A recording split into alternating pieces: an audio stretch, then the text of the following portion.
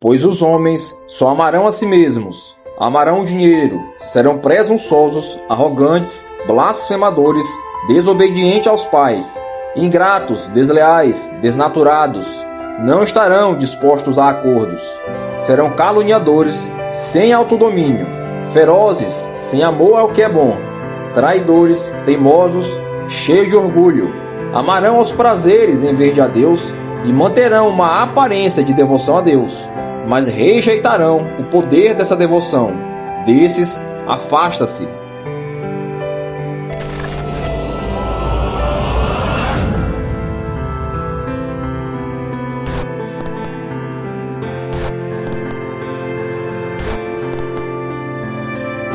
Em qual época da humanidade os homens foram diferentes do que está descrito no texto acima? Praticamente nenhuma. É claro que houve momentos de maior ou menor intensidade na maldade humana.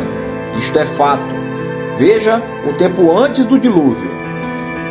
Assim, Jeová viu que a maldade do homem era grande na terra e viu que toda a inclinação dos pensamentos do seu coração era um só mar, todo o tempo. Jeová lamentou ter feito os homens na terra e o seu coração se entristeceu. De modo que Jeová disse: vou eliminar da face da terra os homens que criei, o homem junto com os animais domésticos, os animais rasteiros e as criaturas voadoras do céu, pois lamento tê-los feito. Depois Deus disse a Noé: decidi pôr um fim a toda a humanidade, porque a terra está cheia de violência por causa deles.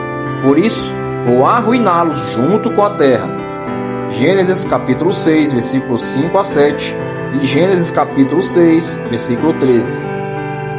O ápice da maldade humana, como nunca se viu na história do mundo, só foi atingido uma vez, na prisão e morte de nosso Senhor Jesus Cristo. Enquanto eu estava com vocês no templo, dia por dia, vocês não puseram as mãos em mim, mas esta é a hora de vocês e a autoridade da escuridão. Lucas capítulo 22, versículo 53. E foi assim, porque os judeus mataram o agente principal da vida, o autor da vida, conforme a tradução de Atos capítulo 3, versículo 15. Ao matar o autor da vida, os judeus cometeram o crime mais hediondo da história humana. Nenhum crime ou maldade cometida até hoje supera o da morte de Cristo. Em relação aos filhos serem desobedientes aos pais, veja o que diz uma inscrição em uma pedra da Caldeia no ano de 3800 a.C. Vivemos tempos amaldiçoados, em um mundo decrépito e iníquo. Os políticos são muito corruptos. Os filhos já não respeitam os pais. Veja o que outros relatos antigos falam sobre a juventude. Nossa juventude adora o luxo, é mal educada, caçoa da autoridade e não tem o menor respeito pelos mais velhos. Nossos filhos hoje são verdadeiros tiranos. Eles não se levantam quando uma pessoa idosa entra. Respondem a seus pais e são simplesmente maus. Sócrates, 470 a 399 a.C. Não tenho mais nenhuma esperança no futuro do nosso país se a juventude de hoje tomar o poder amanhã. Porque essa juventude é insuportável, desenfreada, simplesmente horrível. Nosso mundo atingiu o seu ponto crítico. Os filhos não ouvem mais seus pais.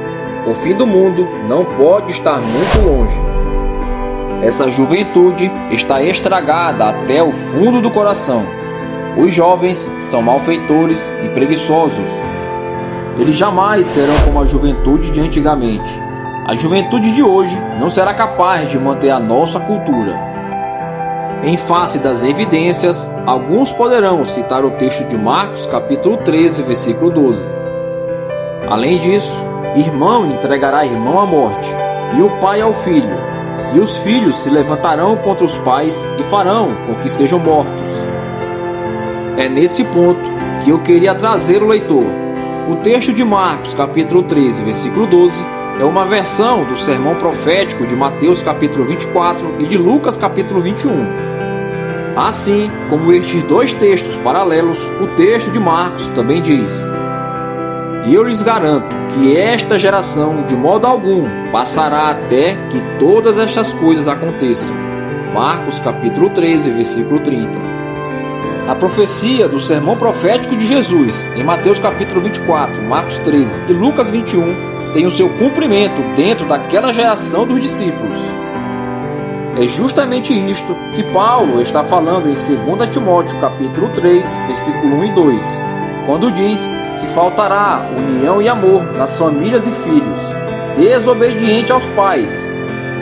O próprio texto em questão mostra que esses últimos dias terríveis da era judaica estavam em andamento. Quando o versículo 5 se diz que os religiosos manterão uma aparência de devoção a Deus, mas rejeitarão o poder dessa devoção, o apóstolo acrescenta a Timóteo: desses afasta-se, em 2 Timóteo capítulo 3, versículo 5. Portanto, Paulo, Timóteo e a igreja primitiva estavam vivendo nos últimos dias, isto é, os últimos dias da era judaica. O aumento do que é contra a lei, quando o amor da maioria esfriará. Mateus capítulo 24, versículo 12. Que seria cumprido ainda na geração dos discípulos. Mateus capítulo 24, versículo 34. E Marcos capítulo 13, versículo 30. E Lucas capítulo 21, versículo 32. Foi cumprido nos dias dos primeiros discípulos.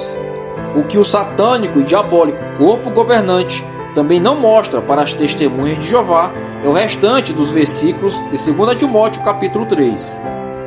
Os versículos seguintes mostram que os homens maus dos últimos dias estavam na ativa no tempo de Paulo, e era esse tipo de gente que Timóteo teria de enfrentar. Os versículos 6 e 8 dizem: "Dentre eles surgem homens que se introduzem ardilosamente nas famílias e cativam mulheres fracas, sobrecarregadas de pecados, movidas por vários desejos, as quais estão sempre aprendendo, sem nunca conseguir chegar a um conhecimento exato da verdade.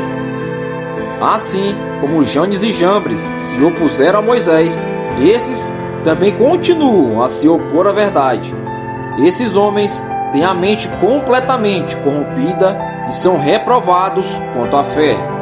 2 Timóteo capítulo 3, versículo 6. O versículo 9 mostra o quão esses homens maus seriam derrotados ainda no tempo dos apóstolos, como de fato aconteceu. Contudo, não irão muito longe, pois a tolice deles ficará bem clara a todos, como no caso daqueles dois homens. 2 Timóteo capítulo 3, versículo 9.